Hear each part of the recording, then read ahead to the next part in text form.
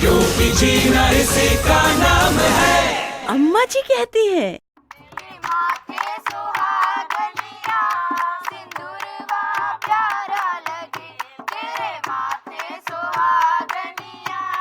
अरे नमस्ते। देख रही हो तुम, सोच रही होगी क्या हुआ है अम्मा जी को। अरे बेटे का ब्याह किया है। कल बारात गई थी, आज बहू लेके आ रहा है। इतना काम पड़ा है कि पूछो मत। पर गांव की सब औरतें आ गई और देखो सब सिमट गया। साथ मिलकर करो तो कोई काम मुश्किल होता है क्या। अरे सुनीता,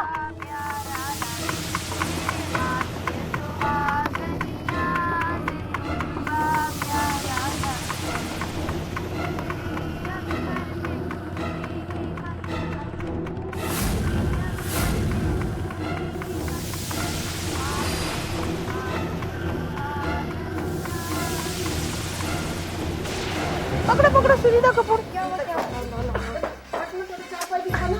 पकड़ो। इसको क्या हो गया? तबीयत खराब है। अरे पकड़ो पकड़ो जरा। अरे अरे तबीयत खराब हो गई इसकी, जरा पानी तो लाना। उठाओ उसे, उठा। पानी पी ले बेटे, पी ले सुनीता, पानी पी ले।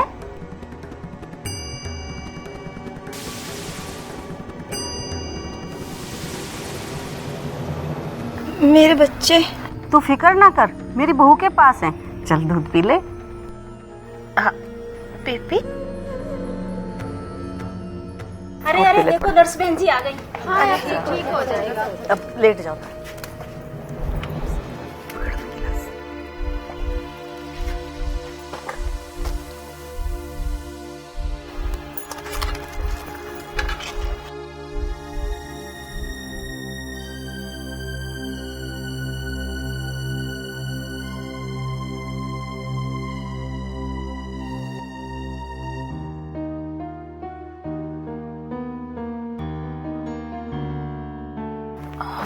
लगता है कमजोरी के कारण बेहोश हो गई।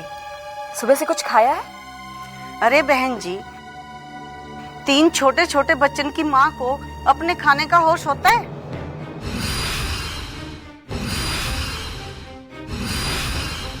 अच्छा, 3 बच्चे हैं इनके। कितने बड़े? बड़ी 3 साल की है, फिर एक 2 साल का और एक गोद में। मतलब 3 साल में 3 बच्चे। सुनीता का लगता है कमजोरी के कारण बेहोश हो गई है। अच्छा अम्मा जी, अंदर कोई जगह है जहाँ सुनीता आराम कर सके? हाँ हाँ बिमला। हाँ चलिए बहन जी, मैंने भीतर सब इंतजाम कर दिया है।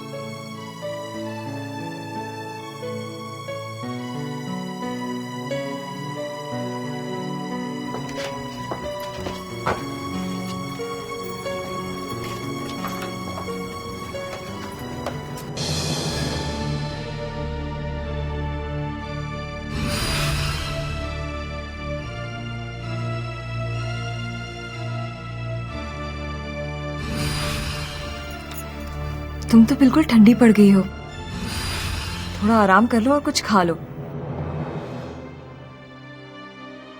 ऐसा पहले भी हुआ है? जब छोटा पेट में था तब बार बार बेहोश होती थी। अच्छा, और अब?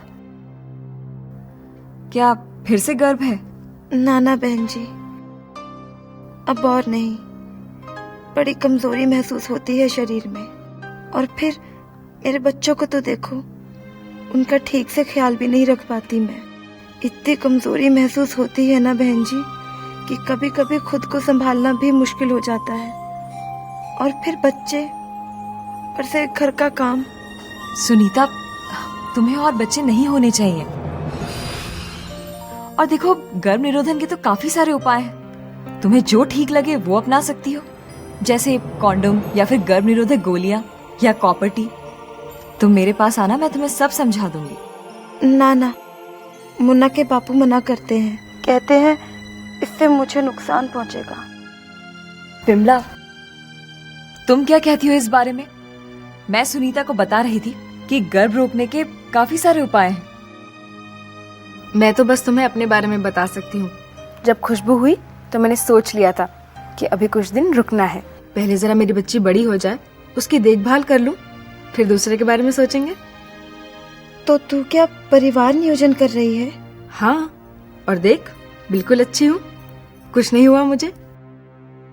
बड़ी फिक्र हो रही है मुझे सुनीता को लेके। छोटे छोटे बच्चे हैं और माँ में इतना दम नहीं कि खुद को संभाल ले। हे भगवान, ऐसे में अगर 1-2 और हो गए तो? नहीं होंगे अम्मा जी। सुनीता बहन जी के पास जाने के लिए तैयार हो गई है, वो उसे सब समझा देंगी। भगवान का लाख लाख शुक्र है कि उसे बहन जी की बातें समझ आ गई। तुम्हें तो समझ आता है ना कि बच्चों के बीच कम से कम 2 साल का फर्क होना चाहिए? हाँ, जानती हूँ कि तुम बड़ी सयानी हो, तो मेरे एक सवाल का जवाब दो। 2 बच्चों के बीच में 2 साल का अंतर क्यों होना चाहिए? क्योंकि प्रसव के बाद माँ का शरीर कमजोर होता है और शरीर की ताकत वापस आने में कम से कम 2 साल लगते हैं। क्योंकि बच्चों के बीच में अगर 2 साल से कम फर्क हो तो बच्चे कमजोर और कम वजन के पैदा होते हैं। क्योंकि 2 साल का फर्क हो तो माँ हर एक बच्चे पर पूरा ध्यान दे सकती है और उसका सही तरीके से पालन पोषण कर सकती है।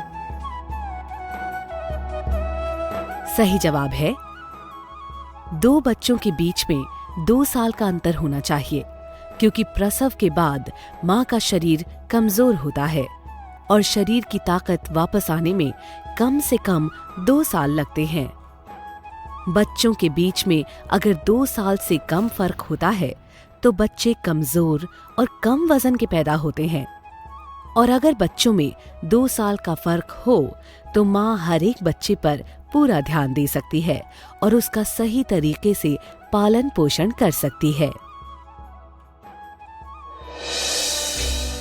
कैसी तबीयत है बहन जी? अब काफी ठीक है, पर हम उसे थोड़ी देर आराम करने देते हैं। बिमला, तुम्हें उसके खाने पीने का थोड़ा ध्यान रखना होगा। कमजोरी की वजह से सुनीता ठीक तरह से खा नहीं पा रही है, तो उसे थोड़ा थोड़ा करके खाना देना होगा। ठीक है। मैं तो इन्हें कब से समझा रही हूँ कि बच्चों में अंतर रखना क्यों जरूरी है, लेकिन ये तो फिर वही ढाक के 3 पात। अब आप ही समझा दीजिए, शायद आपकी बात इन्हें समझ में आ जाए। क्या होता है ना चाची, जब महिला गर्भ धारण करती है तो उसके शरीर में तरह तरह के बदलाव आते हैं। प्रसव के बाद औरत का शरीर कमजोर हो जाता है और इस अवस्था से बाहर निकलने के लिए उसे कम से कम 2 साल लगते हैं, जिसमें उसे अपना ध्यान रखना चाहिए, पौष्टिक खाना खाना चाहिए। अब अगर 2-3 महीने में वो फिर से गर्भ धारण कर ले तो शरीर में और कमजोरी बढ़ जाती है। नतीजा, बच्चा कमजोर पैदा होता है, क्योंकि उसका सीधा असर पेट में पल रहे बच्चे पर होता है। हाँ, और जिस समय उसे बड़े बच्चे को दूध पिलाना चाहिए, उसकी देखभाल करनी चाहिए, वो दूसरे बच्चे की तैयारी में लगी होती है। इससे दोनों बच्चों को नुकसान होता है। बिल्कुल ठीक कहा अम्मा जी। तो पेट में पल रहा बच्चा भी कमजोर पैदा होता है और उनकी ठीक तरह से देखभाल भी नहीं हो पाती। और फिर माँ का क्या हाल होता है वो तो आप देख ही रही है ना चाची। एक बात बताओ जीजी, पता तो बहुतों को होता है, फिर भी औरतें गर्भ निरोधन के उपाय क्यों नहीं अपनाती? मुझे तो लगता है औरतें डरती हैं। ससुराल वाले और घर वाले साथ नहीं देते ना। सास तुम भी हो और मैं भी। क्या सही बात पर हम अपने बहू का साथ नहीं देंगे? बिल्कुल देंगे। मेरी तो पूरी तरह से बात समझ में आ गई है। बच्चों में अंतर होगा तो बहू का स्वास्थ्य सही रहेगा, पोता पोती भी सही रहेंगे। पोता पोती का स्वास्थ्य सही रहने से बेटे की चिंता कम होएगी। एक काम से पूरा घर सुखी रहेगा। अरे वाह चाची, आपने तो मेरी बात बिल्कुल सही तरह से समझ ली और समझा भी दी। अच्छा अम्मा जी, अब मैं चलती हूँ, स्वास्थ्य केंद्र में थोड़ा काम है। अच्छा, वैसे रुक जाती तो बहुत अच्छा होता, पर कोई बात नहीं, मैं अपनी बहू को आपसे मिलवाने स्वास्थ्य केंद्र पर आ जाऊंगी। अच्छी तरह से समझा दीजिए उसे कि पहला बच्चा कब करे और दूसरा कब। बिल्कुल समझा दूंगी। नमस्ते। नमस्ते। नमस्ते, मैं रवीना टंडन। आपसे एक बहुत ही जरूरी बात करने आई हूँ। मेरी जिंदगी भी आपकी तरह ही मेरे बच्चों के आसपास ही घूमती है, पर मुझे लगता है कि मैंने एक समझदारी की बात की जो आप सबको भी करनी चाहिए। 2 बच्चों के बीच कम से कम 2 साल का अंतर जरूर होना चाहिए। इससे दोनों बच्चों को माँ बाप का पूरा प्यार और देखभाल मिलता है, जो पूरी जिंदगी उनके साथ रहता है। यही समझदारी है।